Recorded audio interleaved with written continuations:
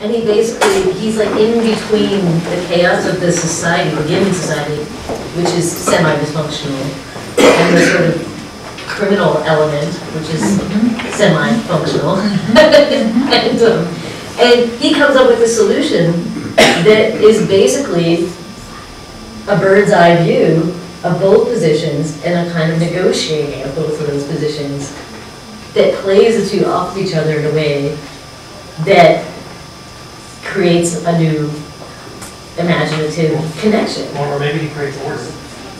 It's order, it's sort of, but yeah, it's something, yeah, I guess.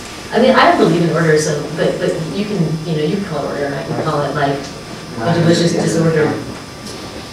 And then he goes off and, and then it doesn't, none of it matters to him anyway, so he's, He leaves them there with the town being rent. Yeah, but at least they're not killing each other and robbing each other anymore. But there's one thing that also all of you do, well, and then he leaves, and does he stay to inhabit that place or not? Which would be another question, to see the results. Which I also find interesting about a lot of the artists in this exhibition is that they're actually going back to the roots of modern architecture. Even though the idea is to go back and draw some models for the future. And why are we not talking about contemporary architecture? Why are we actually going back? Which is this optimism that was generated. Can we find that anywhere else? Is it possible in contemporary architecture? I mean, you're all going back to early modern architecture, 50s, 60s rents. Yeah. We're also apoplectic on so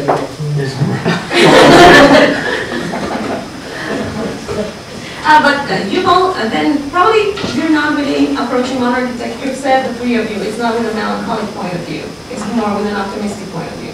For me, it's pure kind of. No, I think it is it's not modern architecture as a model, but the model of the natural power. Yeah, absolutely. Why not? I mean, even Hillary Clinton got kudos for designing the Hillary store for Walmart. It was like energy efficient Walmart store. Is that a model to go forward? Is that an interesting compromise? Is that the town painted red? I don't know. I can't answer that, but at least it's. I mean, I feel like the leaps that we have to make for architecture to be really interesting now are so huge. Right. They're not just like style or shape.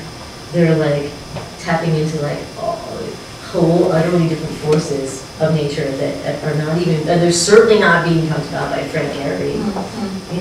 And Ben Torrey talks about it, cultural conversation, but not in a real kind of naturalistic conversation.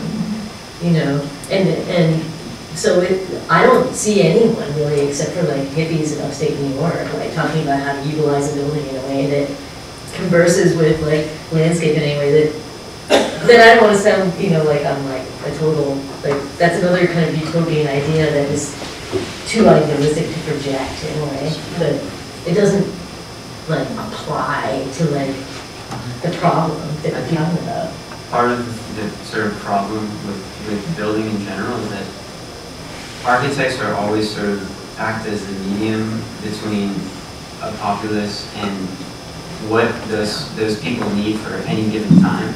And those buildings eventually become, the function of them becomes useless to the current inhabitants. So, and every single thing that is built at some point will be, its function will cease to be useful. It's like when you see a film of the future, there's never any buildings from, even if it's in 15 years from now, you never see buildings from now, you never see cars from now either. But if you look at, it's this sort of complete picture, which is really what, Corbusier wanted to redesign the entire cities. He sort of like do a blank slate, and maybe they should have, I don't know, maybe that would work. Now, none of you build things, really. I mean, a little bit. But you've chosen to work in this space, and you refer to it as like kind of imaginary space, or a space where, of course, you don't have to be subject to gravity or structure or budgets. Maybe you can talk a little bit about, yeah. it's a space where, like a cave, where we can just kind of send out attacks against architecture. And safely retreat inside. But yeah, maybe you can talk, I mean, clearly you're a visual artist and that's the space in which you operate, but you're engaging this other, the dialogue with a completely different tradition that has different rules. And maybe you can say something about that bridge. Yeah. I'm like, yeah, we could. You don't have to. No. I think I was always heading towards becoming an architect, of course, and then at the last minute, I realized there were enough architects in my family, and I wanted to work about architecture more than anything. Analyze it. And there was enough building going on, but there wasn't a lot of analysis going on, and art was a good place to do that from. I could have become a critic, I guess, as well. But art, being an artist is incredibly liberating in this way. I can build buildings as a kind of critical structure, or I can look at media, I can look at how this media is represented in all these ways. So